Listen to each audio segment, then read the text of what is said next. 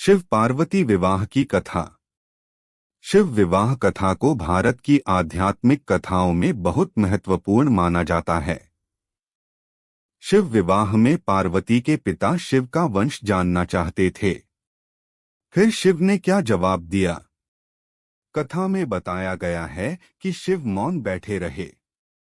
पार्वती के पिता ने सोचा कि ये अपने कुल वंश के बारे में भी नहीं जानते। भगवान शिव और पार्वती की शादी बड़े ही भव्य तरीके से आयोजित हुई। पार्वती की तरफ से कई सारे उच्च कुलों के राजा महाराजा और शाही रिश्तेदार इस शादी में शामिल हुए, लेकिन शिव की ओर से कोई रिश्तेदार नहीं था, क्योंकि वे किसी भी परिवार से ताल्लुक नहीं रखते। जब शिव और पार्वती का विवाह होने वाला था, तो एक बड़ी सुंदर घटना हुई। उनकी शादी बहुत ही भव्य पैमाने पर हो रही थी। इससे पहले ऐसी शादी कभी नहीं हुई थी। शिव, जो दुनिया के सबसे तेजस्वी प्राणी थे, एक दूसरे प्राणी को अपने जीवन का हिस्सा बनाने वाले थे। उनकी शादी में बड़े से बड़े और छोटे से छोटे लोग शामिल हुए। सभी देवता तो वहां मौजूद थे ही, साथ ही असुर भी वहां पहुंचे। आम तौर पर जहां देवता जाते थे, वहां असुर जाने से मना कर देते थे, और जहां असुर जाते थे, वहां देवता नहीं जाते थे। उनकी आपस में बिल्कुल नहीं बनती थी। मगर यह तो शिव का विवाह था, इसलिए उन्होंने अपने सारे झगड़े भुलाकर एक बार एक साथ आने का मन बनाया। शिव पशुपति हैं, मतलब सभी जीवों के देवता भी हैं, तो सारे जानवर, कीड़े मकोड़े और सारे जीव उनकी शादी में उपस्थित हुए। यहाँ तक कि भूत पिशाच और विक्षिप्त लोग भी उनके विवाह में मेहमान बनकर पहुंचे। यह एक शाही शादी थी, एक राजकुमारी की शादी हो रही थी, इसलिए विवाह समारोह से पहले एक अहम समारोह होना था। वरवधू दोनों की वंशावली घोषित की जानी थी। एक राजा के लिए उसकी वंशावली सबसे अहम चीज होती है, जो उसके जीवन का गौरव होता है। तो पार्वती की वंशावली का बखान खूब धूमधाम से किया गया। यह कुछ देर तक चलता रहा। आखिरकार जब उन्होंने अपने वंश के गौरव का बखान खत्म किया, तो वे उस ओर मुड़े जिधर वर शिव बैठे हुए थे। सभी अतिथि इंतजार करने लगे कि वर की ओर से कोई उठकर शिव के वंश के गौरव के बारे में बोलेगा, मगर किसी ने एक शब्द भी नहीं कहा। वधू का परिवार ताज्जुब करने लगा, क्या उसके खानदान में कोई ऐसा नहीं है जो खड़े होकर उसके वंश की महानता के बारे में बता सके, मगर वाकई कोई नहीं था। वर के माता पिता, रिश्तेदार या परिवार से कोई वहां नहीं आया था, क्योंकि उसके परिवार में कोई था ही नहीं। वह सिर्फ अपने साथियों, गणों के साथ आया था, जो विकृत जीवों की तरह दिखते थे। वे इंसानी भाषा तक नहीं बोल पाते थे और अजीब सी बेसुरी आवाजें निकालते थे। वे सभी नशे में चूर और विचित्र अवस्थाओं में लग रहे थे।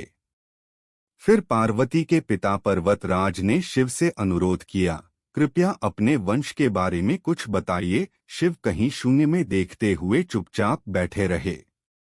वह न तो दुल्हन की ओर देख रहे थे, न ही शादी को लेकर उनमें कोई उत्साह नजर आ रहा था। वह बस अपने गणों से घिरे हुए बैठे रहे और शून्य में घूरते रहे। वधू पक्ष के लोग बार बार उनसे यह सवाल पूछते रहे, क्योंकि कोई भी अपनी बेटी की शादी ऐसे आदमी से नहीं करना चाहेगा जिसके वंश का अतापता न हो। उन्हें जल्दी थी, क्योंकि शादी के लिए शुभ मुहूर्त तेजी से निकला जा रहा था। मगर शिव मौन रहे। समाज के लोग, कुलीन राजा महाराजा और पंडित बहुत घृणा से शिव की ओर देखने लगे और तुरंत फुसफुसाहट शुरू हो गई, इसका वंश क्या है? यह बोल क्यों नहीं रहा है? हो सकता है कि इसका परिवार किसी नीची जाति का हो और इसे अपने वंश के बारे में बताने में शर्म आ रही हो। फिर नारद मुनि, जो उस सभा में मौजूद थे, ने यह सब तमाशा देखकर अपनी वीणा उठाई और उसकी एक ही तार खींचते रहे। वह लगातार एक ही धुन बजाते रहे, टोइंग टोइंग टोइंग। इससे खींचकर पार्वती के पिता पर्वतराज अपना आपा खो बैठे। यह क्या बकवास है? हम वर की वंशावली के बारे में सुनना चाहते हैं, मगर वह कुछ बोल नहीं रहा। क्या मैं अपनी बेटी की शादी ऐसे आदमी से कर दूं? और आप यह खिजाने वाला शोर क्यों कर रहे हैं? क्या यह कोई जवाब है? नारद ने जवाब दिया, वर के माता पिता नहीं हैं। राजा ने पूछा, क्या आप यह कहना चाहते हैं कि वह अपने माता पिता के बारे में नहीं जानता? नहीं, इनके माता पिता ही नहीं हैं। इनकी कोई विरासत नहीं है। इनका कोई गोत्र नहीं है। इसके पास कुछ नहीं है। इनके पास अपने खुद के अलावा कुछ नहीं है। पूरी सभा चकरा गई। पर्वतराज ने कहा, हम ऐसे लोगों को जानते हैं जो अपने पिता या माता के बारे में नहीं जानते। ऐसी दुर्भाग्यपूर्ण स्थिति हो सकती है, मगर हर कोई किसी न किसी से जन्मा है। ऐसा कैसे हो सकता है कि किसी का कोई पिता या माँ ही न हो? नारद ने जवाब दिया, क्योंकि यह स्वयंभू हैं। इन्होंने खुद की रचना की है। इनके न तो पिता हैं न माता। इनका न कोई वंश है न परिवार। यह किसी परंपरा से ताल्लुक नहीं रखते और न ही इनके पास कोई राज्य है। इनका न तो कोई गोत्र है और न कोई नक्षत्र। न कोई भाग्यशाली तारा इनकी रक्षा करता है। यह इन सब चीजों से परे हैं।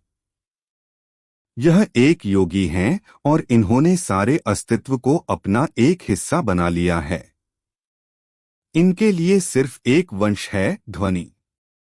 आदि शून्य प्रकृति ने जब अस्तित्व में आई तो अस्तित्व में आने वाली पहली चीज थी ध्वनि।